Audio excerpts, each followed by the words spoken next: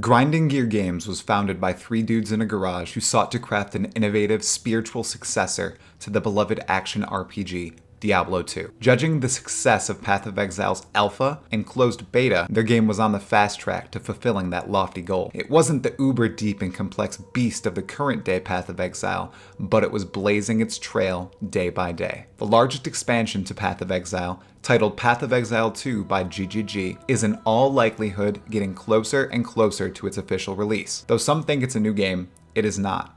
It's a gargantuan patch that will add a brand new, modern campaign, overhaul numerous existing systems, insert 19 new prestige-like classes called Ascendancies, and introduce plenty of novel concepts to the game, all while staying true to the PoE fundamentals and connected to the current game's servers and therefore characters, purchased microtransactions, and previously earned rewards. Ambitious? Yes. Achievable? By these developers? Yes. This video series explores the entire history of PoE 1 leading up to PoE 2's release, overviewing every major update to the game. 2 down, plenty to go. Welcome to the PoE 1 Flashback Series.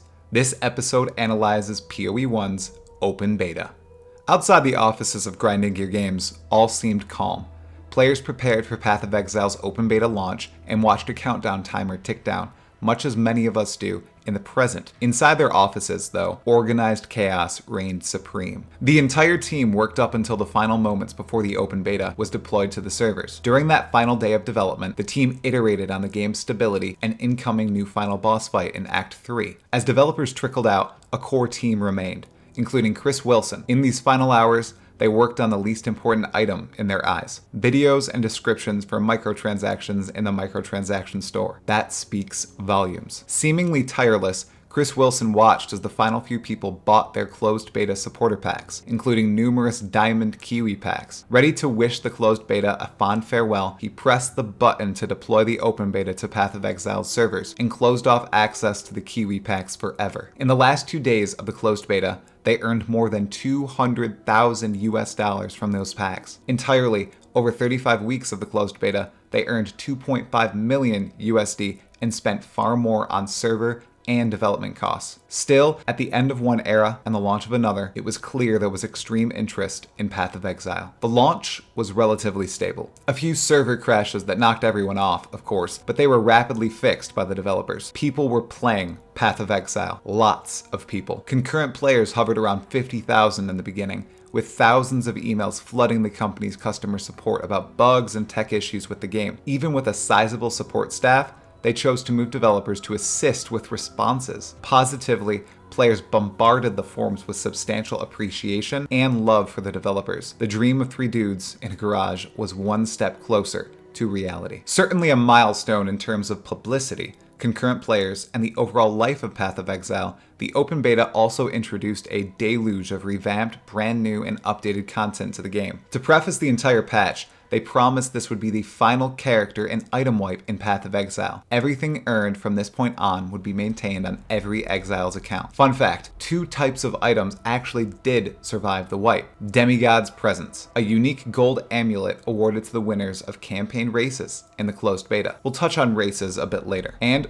players also kept any Kiwi pets they obtained from the closed beta supporter packs. They'd eventually become the most treasured MTX of many PoE players. 0.10.0's largest asset was the addition of Path of Exile 1's third act, the City of Sarn, and the removal of 1 difficulty mode in the set of 4, Ruthless. The progression now stood as normal to cruel to merciless, with the next tier accessible after defeating the final boss of the third act, Piety. Yes, PoE 1 players of the present, you heard me correctly. Back at the beginning of the open beta, what did Act 3 look like? It definitely wasn't the layout we know and love today, despite its own release trailer hinting toward what it would become in the subsequent patches of 0.10.0 and beyond. Slaying the Val Oversoul at the end of Act 2 still opened the path forward into a brand new region of Wraeclast, the land surrounding the city of Sarn. Not only was this a significant gameplay expansion 2x to 3, but a huge drop of lore and hidden knowledge about the greater setting Path of Exile takes place in. In the very beginning, PoE's story was simple. You were an exile of an island called Oriath, cast out from society and transferred by ship to Wraeclast by the ruling faction of that land, the Templars. In particular, High Templar Dominus sent you, and many others to this dark, cursed realm from which none forcibly sent returned. En route to the shores of Wraeclast, you're shipwrecked and you washed up on the undead-laden beach. What ensued was a low-fantasy, low-power crawl from one piece of civilization, Lionized Watch, to the next, the Forest Encampment. Along the way, you learned more about High Templar Dominus, his plans for exiles in Wraeclast, who the thaumaturge Piety was, and how horrid and misshapen the land of Wraeclast became thanks to an event called the Cataclysm. Once Act 3 was out, you had the chance to chase down Piety through the city of Sarn and its ruined reaches, until you finally confronted her one-on-one in the depths of the, at the time, third level of the desecrated Lunaris Temple. Amidst corpse piles, streams of blood, and Piety's vicious mockery, you battled and eventually slayed the thaumaturge. That was the end of both Act 3 and Piety for a time. In addition to Act 3's Sarn and Piety, the first release brought a few exciting concepts to the game, such as Quicksilver Flasks. Before 0.10.0, Quicksilver Flasks did not exist. These powerful potions helped characters move faster, whether to evade monster attacks or zoom between areas. Plus, Chaos Resistance as a defensive mechanic became a staple of item mods. As of the premiere patch, it could roll on items, finally be found on the tree, and further bolstered by the newly added Amethyst Flask. This gave exiles yet another layer to protect themselves with, while widening the array of weapons the developers could arm monsters with. Doors were put into the game too. Doors could be opened by clicking on them, and ranged characters who loosed projectiles specifically could loose said projectiles through the doors. Your password on the login screen could now save between sessions. A nice quality of life addition from GGG. The iconic whisper and trade sound effects made their way into the game. Life regeneration was now shown as per second instead of per minute. The bandit leaders granted new buffs on each difficulty level. Each was surprisingly powerful. For Crichton, Alira, and Oak respectively, they were normal. Elemental resistances, maximum mana, maximum life. Cruel, attack speed, cast speed, physical damage. Merciless, maximum frenzy charges, maximum power charges, and maximum endurance charges. The last increase especially, wow, could have been a wild choice in present day PoE. The size and frequency of monster pack spawns were now changed across every area, adding much more variance. Essentially, it upped the size of monster packs and drastically improved the pacing of fighting monsters and clearing said areas. Finally, numerous skill and support gems were changed and balanced. Unique items saw a general increase in power, and many new modifiers were added into the pools for items, including various mods that added gem levels to gems socketed in the item. Visibly lacking was a meaningful change to the passive skill tree, but no huge changes occurred because the developers constantly iterated on it during the closed beta. For the time, they knew it was in a good spot. Updates and overhauls would arrive in the future. The game was already a giant success and would be honed for a long while. This success was spelled out in the financial wins Chris Wilson shared after the open beta's launch, mentioned earlier in this video. Back in the closed beta, players were begging Grinding Gear Games to provide ways to fund Path of Exile's further development. They scrambled and conjured the idea of supporter packs, beginning with the legendary Kiwi pet packs that also provided a few other benefits, like MTX points, special form titles, and even unique item design for those who bought the Diamond Tier pack. With the tidal wave of new players in the open beta, support of the game only grew, and the developers knew they needed to continue to capitalize and provide methods for their game to grow. Thus, they introduced the next set of supporter packs to Path of Exile about halfway through the open beta on June 7th, 2013. We're skipping ahead a bit here. Worry not, it's just an MTX interlude. This wave of supporter packs boasted 6 tiers, with 1 rising leagues above the rest. All supporter packs included microtransaction store points that varied by the pack's cost, cosmetic items, and digital goods. The highest tier packs contained physical items too. Each higher level contained the goods in previous level packs. This particular set of supporter packs,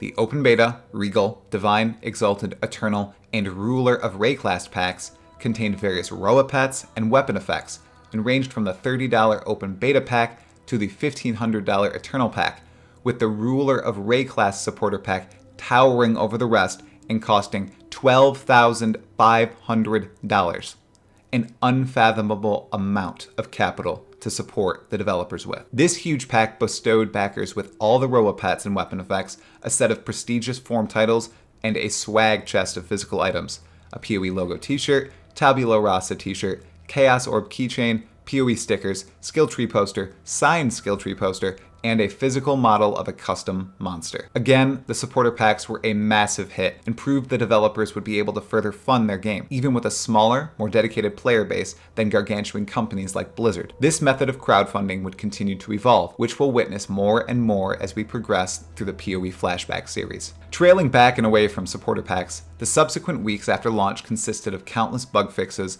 and solutions to realm-wide crashes.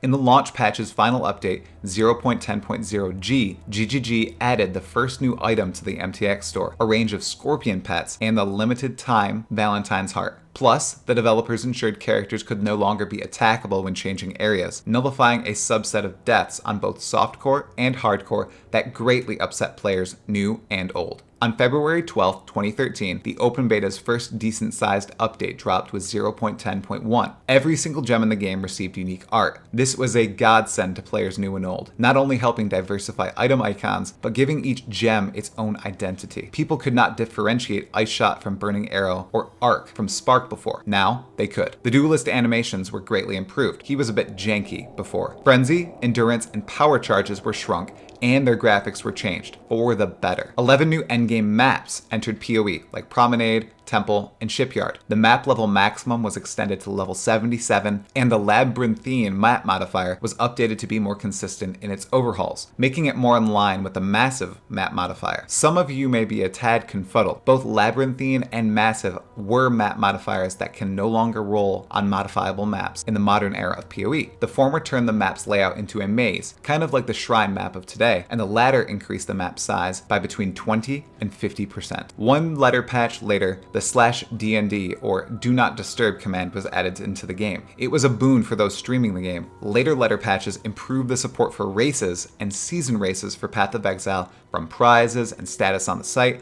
to actual announcements in-game. In PoE's earliest days, even in the closed beta, races were core to the player and viewer experience. These in-game races ranged from week-long specific player versus Wraeclast events to fierce PvP sprints to the finish in a special league type called Cutthroat. In Cutthroat, characters dropped all their items on death, causing massive loot explosions and allowing other players to steal those items. PoE players of all skill levels and types could participate in these races and be crowned a champion, earning special rewards unobtainable in any other way during the life of the immortal Path of Exile. Rewards spanned from unique items that granted increased character size and seriously sweet, different icons for existing unique items to physical goods, and of course, popularity in the growing Path of Exile community. The racing scene hosted a wide array of personalities, but none were as large as or introduced as many people to the oh-so-close-to-release ARPG as the man, the myth, the gaming legend himself, Kripparrian. A well-known content creator long before the inception of Path of Exile, Kripp covered PoE as soon as he could, dropping video after video about the game and bringing it to a wider audience. He covered the initial skill system in depth, explored the sprawling passive skill tree, highlighted farming areas, shared race strategies, showcased various builds, critiqued new developer ideas, covered announcements by GGG, and much more. In addition to these numerous videos,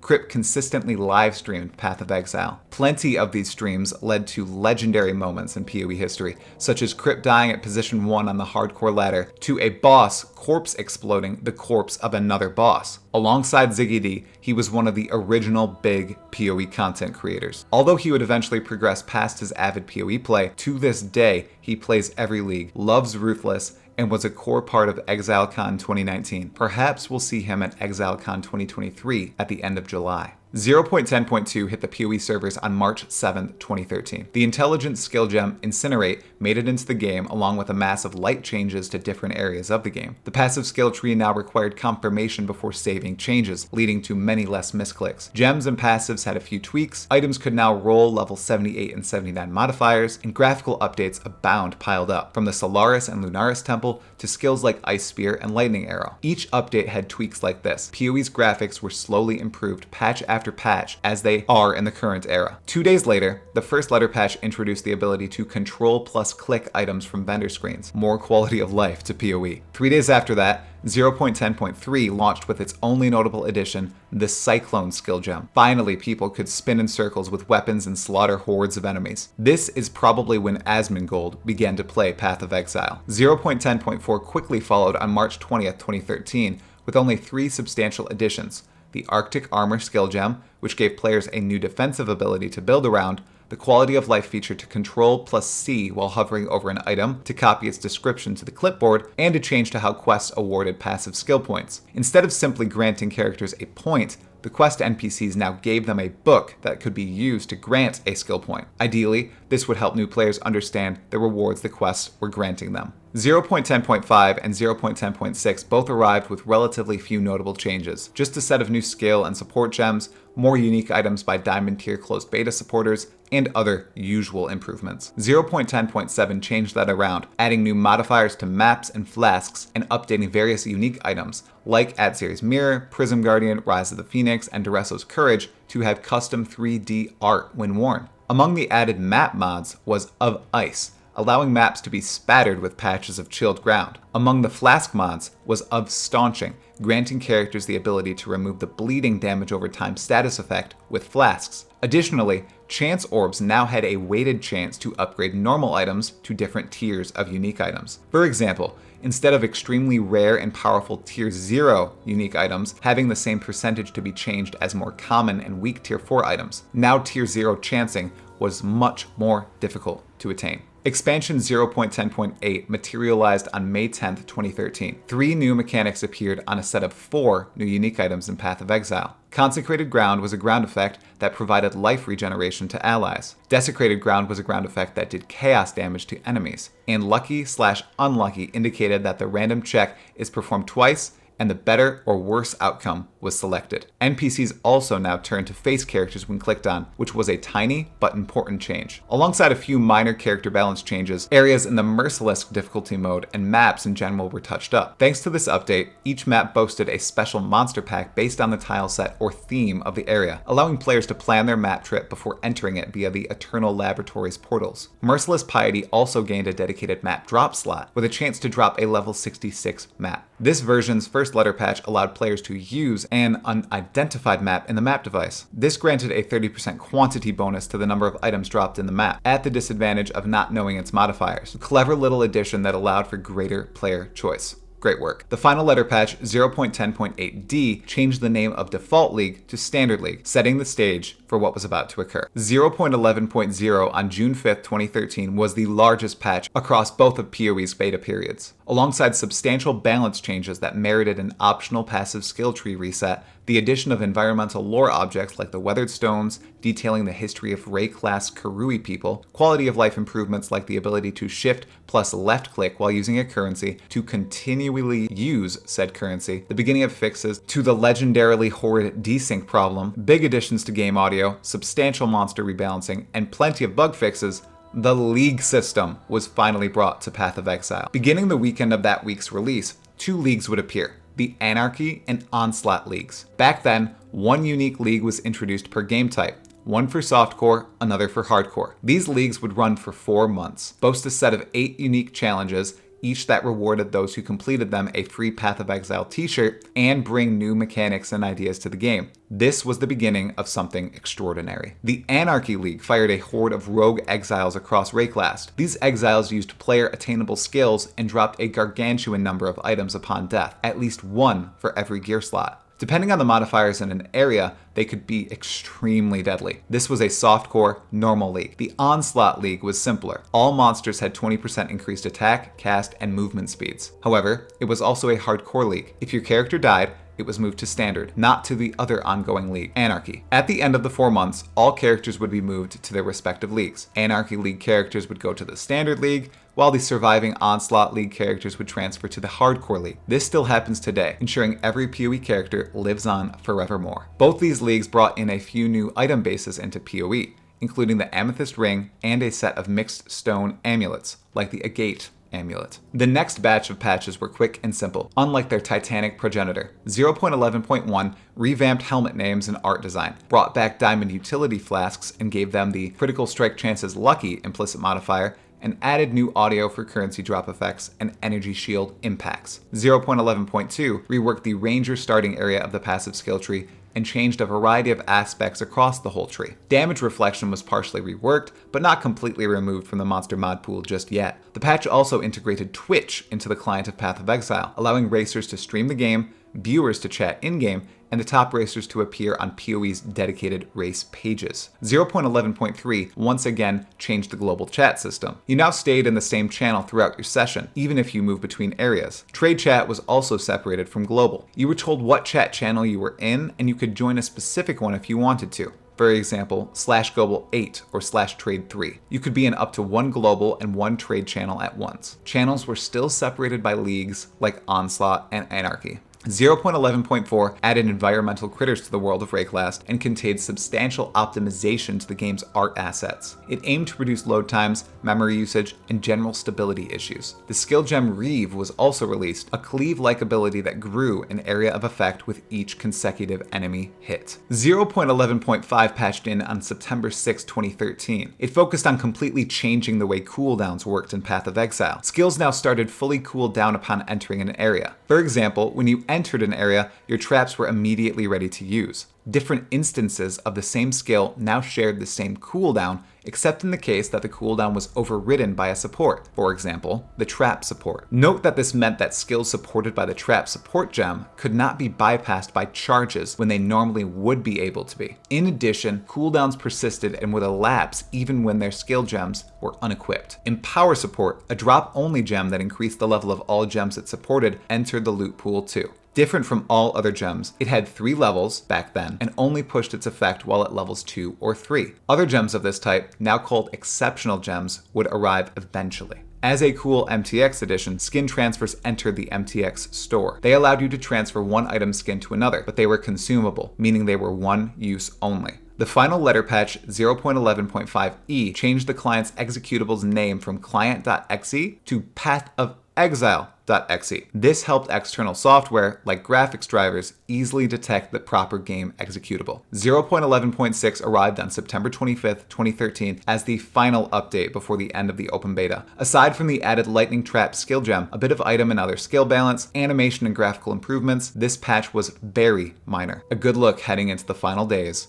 of the open beta. Between January 23rd and October 23rd, 2013, GGG expanded on their game and success during Path of Exile's open beta. Unlike never before, exiles poured onto the shores of Wraeclast, picked up dilapidated weapons off the closest corpses they could find, and forged their path to Lionized Watch and beyond. After acting on numerous valid complaints, constructive criticism, and reevaluating multiple systems, the on-the-ground executive trio at Grinding Gear Games decided Path of Exile was ready for its official launch. The servers had been stressed alongside the developers, and plenty of funding from open beta supporter packs were amassed. At long last, PoE was leaving its beta phase. The next release, patch 1.0.0, would mark the start of Path of Exile's consistent new challenge leagues, radical gameplay concept introductions, substantial endgame updates, and much more. But that's for the next video, and the start of the league-by-league coverage in the PoE 1 Flashback Series. I'll see you there.